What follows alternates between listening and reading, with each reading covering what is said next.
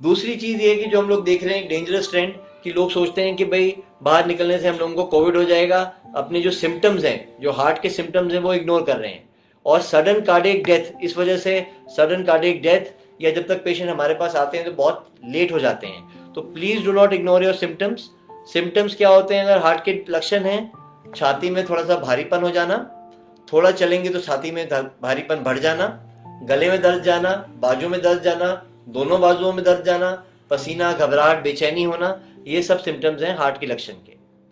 अगर आपको डायबिटीज है तो आपको कई बार ये एंजाइना के सिम्टम्स नहीं होंगे, आपको फिर एंजाइना इक्विवेलेंट के सिम्टम होंगे, यानी कि सांस की तकलीफ, घबराहट, बेचैनी, गैस होना। बहुत बार डायबिटिक के पेशेंट सोचते हैं गैस है, गैस है, गैस है, लेकिन होता गैस नहीं है, वो हार्ट ही निकलता है। और होता ये है कि वो गैस करते करते वो खुद ही गैस बन जाते हैं। तो इसीलिए अगर डायबिटिक पेशेंट हैं, अगर आपको गैस की तकलीफ है या सांस की तकलीफ है, तो उसको आप गैस्ट्राइटिस ना समझिए या सिंपल अस्थमा ना समझिए, पहले हार्ट डिजीज रूल आउट कर लीजिए। और उसके लिए अगर आपको हॉस्पिटल आना भी पड़े तो आप आ सकते हैं। हमारे हॉस्पिटल में अब हम लोगों ने 3 टायर सिस्टम रखा है, जिसमें पहला स्टेप होता है एक्सरे, उसके बाद होता है सीटी स्कैन, और उसके साथ ही होता है कोरोना टेस्टिंग। इन तीनों के बाद ही आपको कोई प्रोसीजर के लिए लिया जाता है। अनटिल एंड अनलेस अगर आपको कोई मेजर हार्ट अटैक है, और जिसके लिए हम लोग कोरोना का रिजल्ट का वेट नहीं करते हैं, पर कोरोना के टेस्ट करके फिर आपको लेते हैं। तो please do not ignore your symptoms. दूसरा, जो एल्डरली पॉपुलेशन में बहुत ज़रूरी है, एल्डरली पॉपुलेशन में इम्यूनाइजेशन, अगर न्यूमोकोकल की वैक्सीनेशन हो, इम्यूनाइजेशन ज़रूरी है। उससे ये होगा कि आपके कोरोना के अगर होता भी है तो उतनी ज़्यादा सिवियरिटी नहीं होगी, क्योंकि कोरोना की वैक्सीन अभी तक नहीं बनी है। दूसरा, सोशल डिस्टेंसिंग जैसे बात आती है वो बहुत ही अनिवार्य है। सोशल डिस्टेंसिंग के अलावा एल्डरली डिस्टेंसिंग, यानी अगर आपके घर में बुजुर्ग लोग हैं तो उनको जितना अपनों से या बच्चों से दूर रख सकते हैं वो फायदेमंद रहेगा। बच्चे जो हैं दादा दादी से या नाना नानी से बहुत अटैच रहते हैं, कोशिश करिए इन दिनों में। बच्चे कैन बी एसिम्प्टोमेटिक कैरियर्स, यानी कि उनको कोरोना होगा भी तो भी उनको सिम्टम्स नहीं होंगे, लेकिन फंसेंगे कौन या बचेंगे या दिक्कत किन को होगी? वो होगी बुजुर्ग लोगों को, वृद्ध लोगों को। तो उसके लिए अगर आप 2 मंजिला घर में रह रहे हैं तो उनको आप सेकंड फ्लोर पे रखवा दीजिए और खुद फर्स्ट फ्लोर पे रहिए। खाना देने के टाइम पे it should be self sufficient kitchen, वहाँ सेकंड फ्लोर पे हो, किचन उनका सेपरेट हो, खाना भी उनका सेपरेट हो, या अगर किचन सेपरेट नहीं कर सकते हैं तो खाना उनको सेपरेटली दे दिया जाए सेकंड फ्लोर पे, जिससे कि जितने कम से कम हो एक्सपोजर उनका कम हो। अगर आप अपार्टमेंट्स में रह रहे हैं तो it is not a bad idea, आसपास देखिए कोई अपार्टमेंट अगर खाली है उसी बिल्डिंग में तो बात करके उनको अलग अपार्टमेंट में शिफ्ट कर दिया जाए, जिससे कि उनसे सोशल डिस्टेंसिंग मेंटेन रहे, क्योंकि घर में आपस में सोशल डिस्टेंसिंग मेंटेन करना इज नॉट पॉसिबल। अभी इस आक्रामक ट्रेसिंग, टेस्टिंग और लॉकडाउन के बावजूद संक्रमण के नए केसेस सामने आ रहे हैं। जब से पाबंदियां हटेंगी ये संक्रमण के नए केसेस और बढ़ते जाएंगे, और फिर हम जो भी हमसे हो सकता है संभावित टक्कर लेने के लिए जो भी प्रावधान हमसे हो सकते हैं वो सब को एकजुट होकर करना है, सावधान हो करने हैं।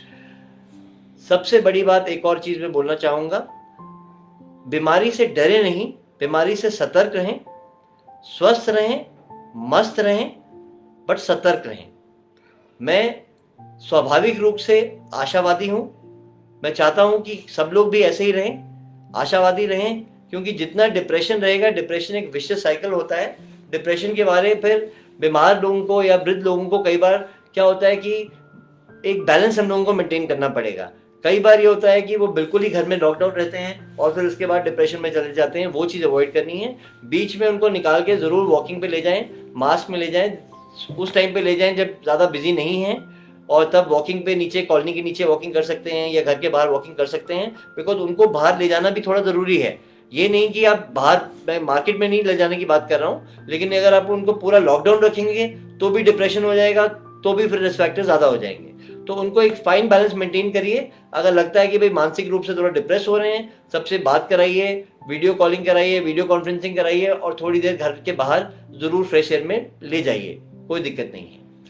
दूसरा एक और इम्पॉर्टेंट मैसेज, जो बड़ी बार हम लोग देख रहे हैं डॉक्टर्स को और पैरामेडिक्स को जो किराएदार घर से बाहर निकाल रहे हैं, घर पे नहीं रख रहे हैं, कह रहे हैं कि उनकी वजह से कोविड हो जाएगा। आपसे यही विनती है कि एज सोसाइटी एट लार्ज की कि भाई उनका अगर आप आदर नहीं कर सकते हैं तो कम से कम बहिष्कार मत करिए। We are all there to fight for you. मैं एंड में यही कहना चाहूंगा, स्वस्थ रहें, मस्त रहें, बट सतर्क रहें। कोरोना से डरने की कोई आवश्यकता नहीं है। We can fight it out together. Thank you. कोई क्वेश्चंस? Any questions?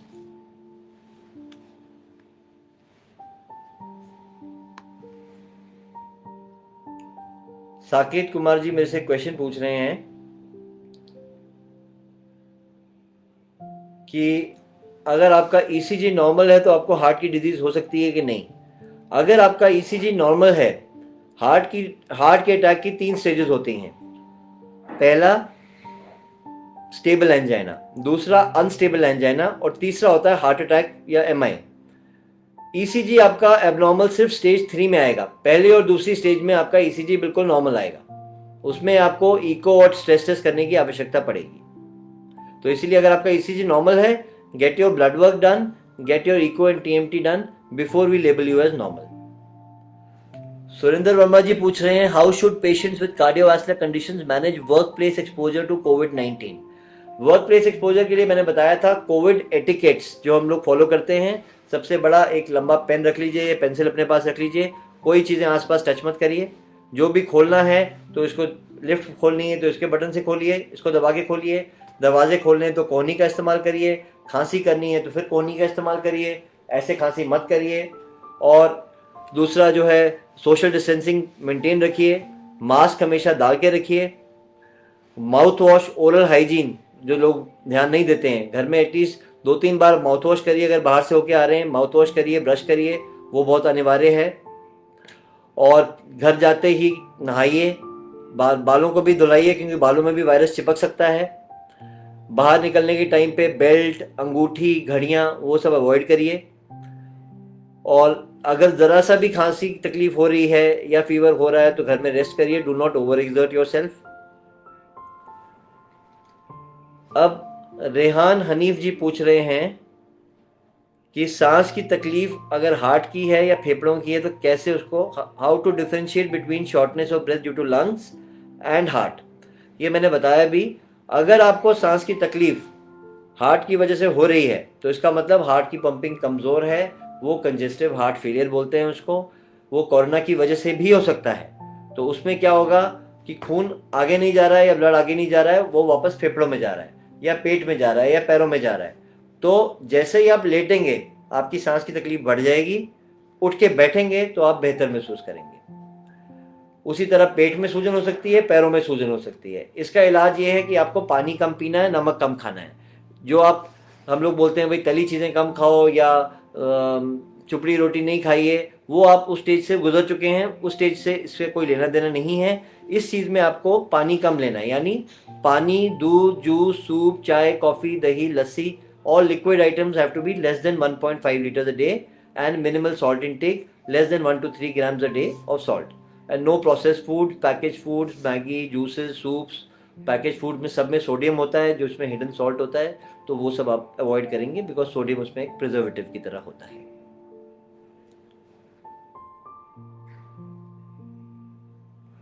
और कोई क्वेश्चन बताइए।